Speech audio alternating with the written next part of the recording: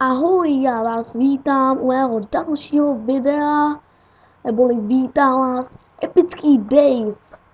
Tady to je jenom taková informačka, že budu natáčet nějakých třeba 8 videí do týdne, do jednoho týdne. Nevím, jak mi to bude vycházet, protože prostě nebudu mít čas, tak ten let's play nebo tutoriál prostě nenatočím a prostě to tam na YouTube nebude. Takže tady to je vážně jenom taková malá informačka, protože vážně já občas na to ani čas nemám, ale občas třeba za den můžu natočit třeba nějakých 5 kratších let's playů. No jo, tak tady jak vidíte, to je jedna z těch mých postav. My teda máme cechovní válku, jsem chtěl ukázat. Jako, já jsem nevěděl, že budou takhle poškozený. A že si můj kamarád takhle hodně zahraje. Zdravím. Jo, to dál, jo.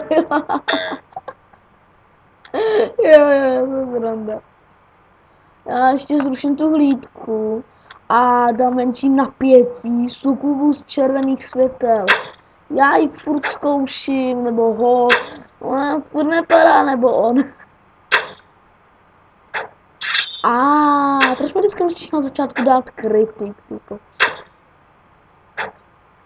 No, tady to bude trošku nudný. Au.